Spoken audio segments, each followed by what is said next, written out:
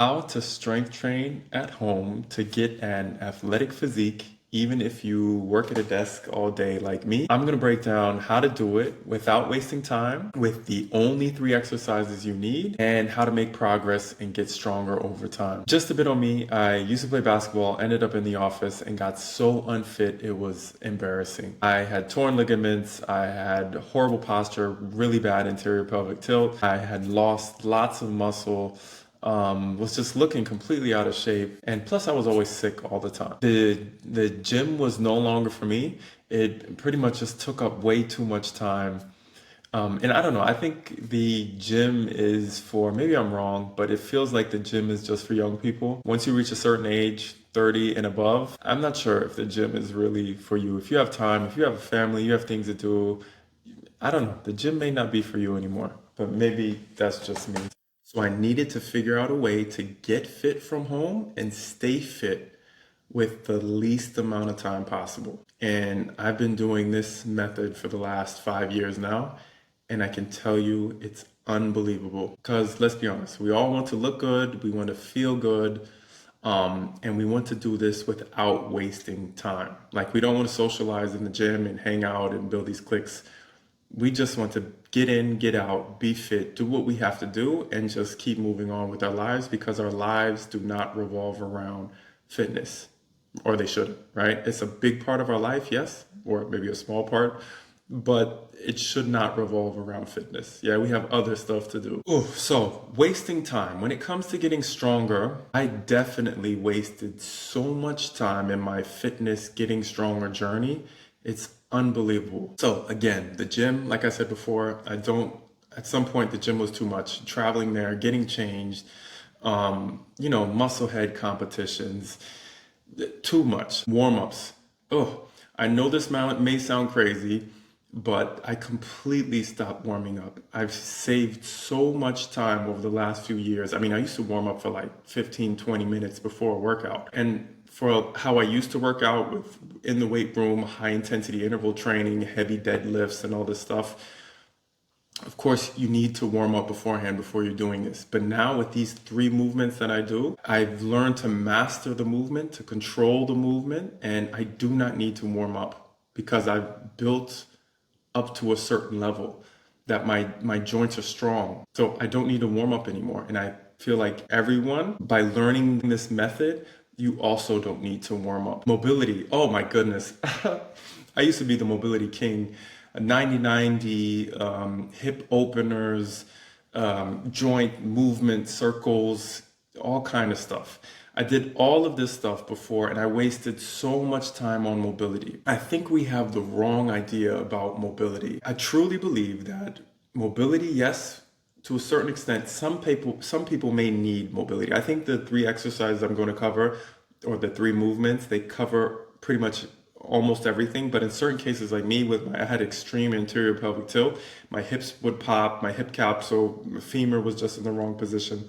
So mobility can help, but mobility is supposed to be done, and then at some point it should be over with. So, you work up to a certain point and then you just maintain with the three exercises.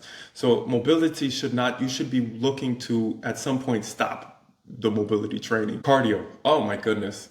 I know when it comes to training in general, cardio is a big aspect in people's training. When it comes to strength training, people, just cut it out. I mean, this is the thing. We don't have that much time. When you reach a certain age, you don't have that much time to be doing all kind of stuff.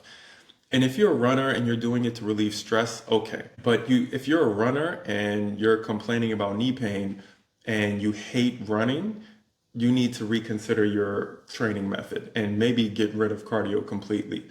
Because I've just learned over the years, you don't need it. Right? Focus on strength training. If you do have time, like I'll go play some basketball, or maybe I'll go run to the train when I'm late, but that's the only time I include cardio in my life. And I promise you, I don't really miss it. And new routines, people, once you learn to master the basics, these three exercises or three movements that I'm going to cover, you don't need to switch. You don't need to change. You don't need a new routine. If you're looking to just get stronger, get an athletic physique or maintain your physique, stick to these basics. Okay, so how to do it right?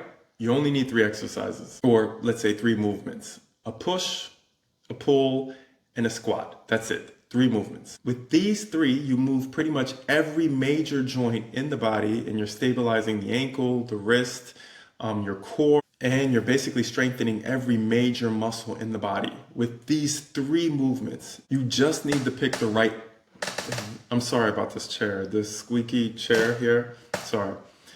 But you just need to pick the right level for you. So on the pushing, whether it's a kitchen counter push-up, a kneeling push-up, a full push-up, some dips, a pike push-up, pick the right level for you. Pick one, but the right level for you. They're all pushing. Or by pulling, whether it's a row, resistance band row, or a body weight row, or an assisted pull-up, or a full pull-up, or a weighted pull-up, pick the right level for you. Or on a squat, whether it's a partial squat or a full body assisted squat or a single leg squat or a lunge, pick the right level for you. I've been training myself for over 22 years now. Just a funny story, the reason I probably started training, I was 15 and I played basketball, and we went to the weight room for the first time as basketball players. Back then we didn't go to the weight room, it was only the football players, and we went to a pull-up bar, and I remember everyone laughing at me because I tried to do a pull-up and I couldn't do a pull-up.